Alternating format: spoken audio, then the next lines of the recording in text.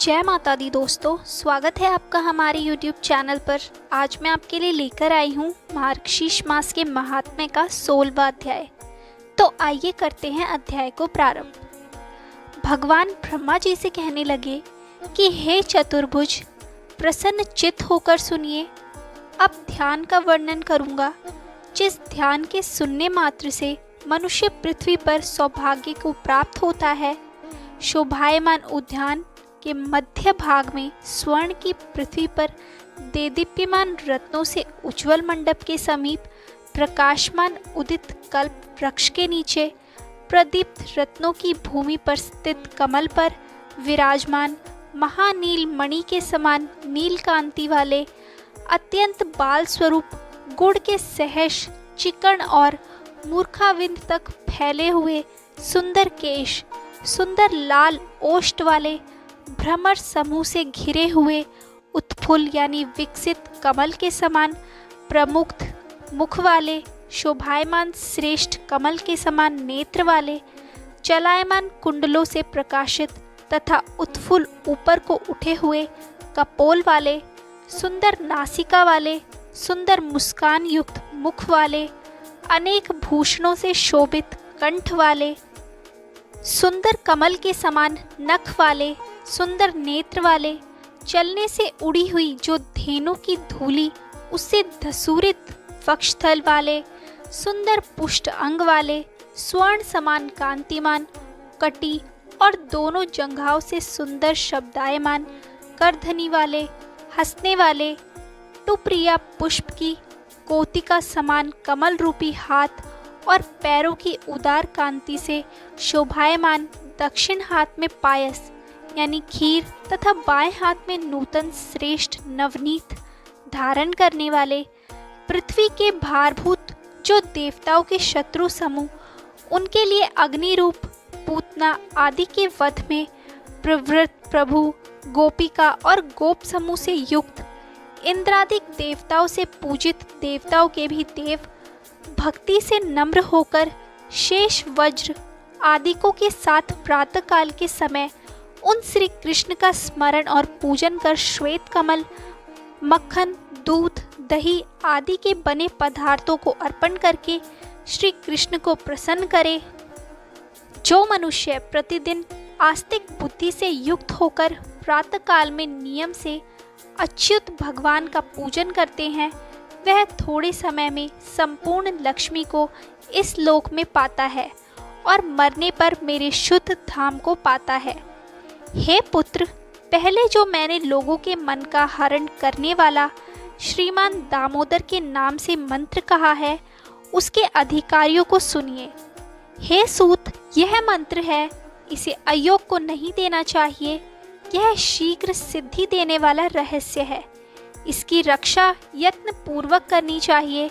आलसी, मलिन, क्लेश युक्त, दम्भी, मोह से युक्त, दरिद्र, रोगी, क्रोधी, भोग की लालसा करने वाला, असूया और मत्सरता से ग्रस्त, शठ, कटु वचन बोलने वाला, अन्याय से धन संचय करने वाला, पर स्त्री से गमन करने वाला, सदैव विद्वानों का बैरी, ज्ञान से शून्य, अपने को पंडित मानने वाला, व्रत से भ्रष्ट, कलेश से जीविका करने वाला, चुगलखोर, दुष्ट, मनोवृत्ति वाला, बहुत अधिक भोजन करने वाला, क्रूर कर्म करने वाला, दुरात्माओं का मुखिया, कृपण, पातकी, भयंकर, आशितों को भय देने वाला, इस प्रकार के दुर्गुणों से युक्त मनुष्य को शिष्य न बनावे। यदि कोई ऐसा शिष्य बनाता है तो उसका दोष गुरु को भी लगता है। जैसे मंत्री का दोष राजा को, स्त्री का दोष पति को लगता है, वैसे ही शिष्य का दोष गुरु को भी अवश्य लगता है। अतः गुरु शिष्य की परीक्षा किए बिना चेला न बनावे।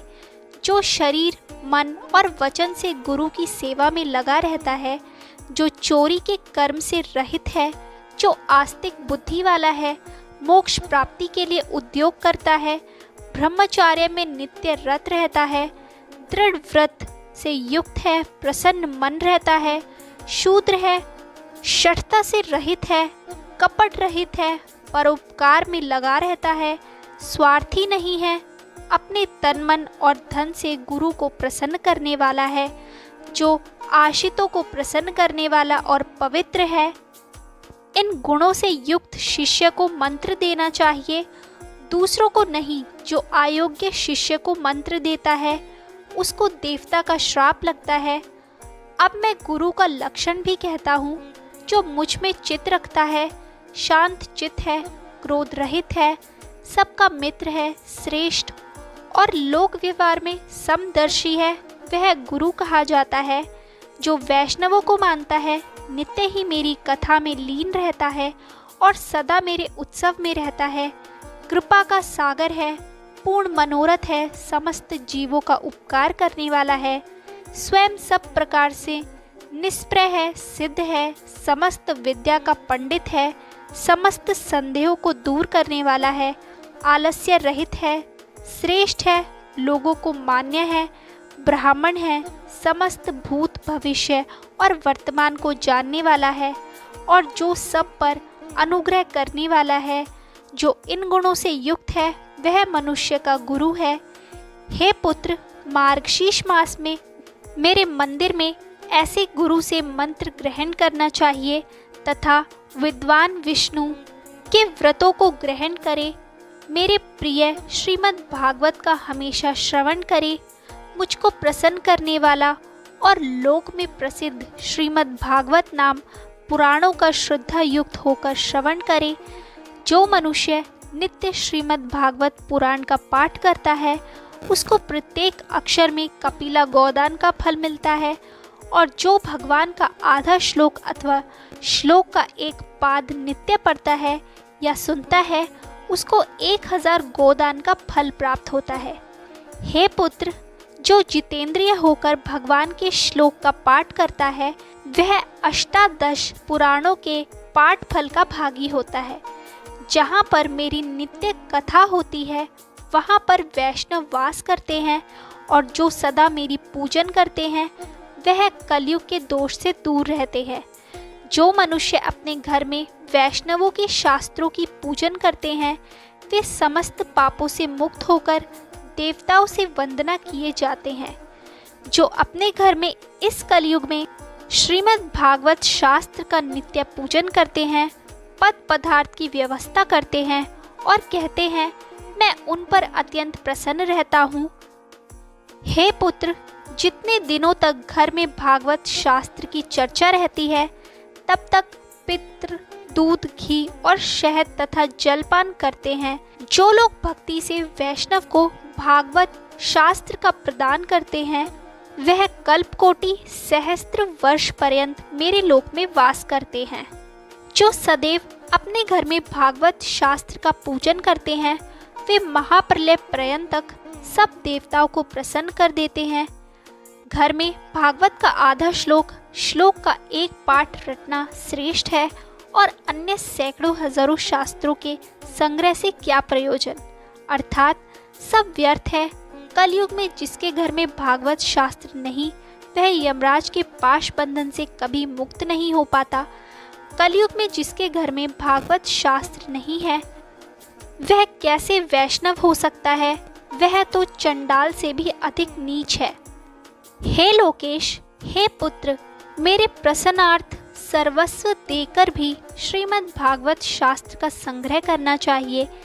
कलयुग में जहाँ जहाँ पवित्र भागवत शास्त्र होता है वहाँ पर ही मैं सदैव देवताओं के साथ वास करता हूँ और वहाँ पर नित्य समस्त तीर्थ, नदी, नद, सगेवर, यज्ञ, सातपुरी और समस्त पर्वत वास करते हैं। हे लोकेश, यश, धर्म में विजय चाहने वाला, धर्म बुद्धि मेरे भागवत शास्त्र का पाप क्षय और मोक्ष के लिए श्रवण करे। श्रीमद् भागवत पुण्य, आयु, आरोग्य, पुष्टि को देने वाला है। इसके पढ़ने या सुनने से मनुष्य सब पापों से छूट जाता है। जो मनुष्य श्रेष्ठ श्रीमद् भागवत को न तो सुनते हैं और न सुनकर प्रसन्न होते हैं, यमराज सर्वदा उनके स्वामी हो जाते हैं। यह निश्चय सत्य है।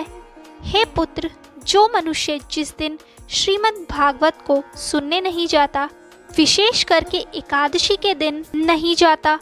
उससे बढ़कर दूसरा और कोई पातकी नहीं है जिसके घर श्रीमद् भागवत का एक श्लोक, आधा श्लोक अथवा श्लोक का एक पाठ भी हस्तलिखित रहता है। मैं उस घर में सदैव वास करता हूँ। जैसा मनुष्य को पवित्र करने वाला श्रीमद् भागवत है, वैसा समस्त आश्रमों यानी कि ब्रह्मचार्य, चाहे वो गृहस्थ हो, वानप्रस्थ और संन्यास का धारण करना और समस्त तीर्थों में स्नान करना पवित्र नहीं है। हे चतुरानन, जहाँ जहाँ श्रीमद् भागवत व्रत होता है, वहाँ वहाँ मैं बछड़े से प्रेम करने वाली गौ के समान दौड़कर जाता हूँ।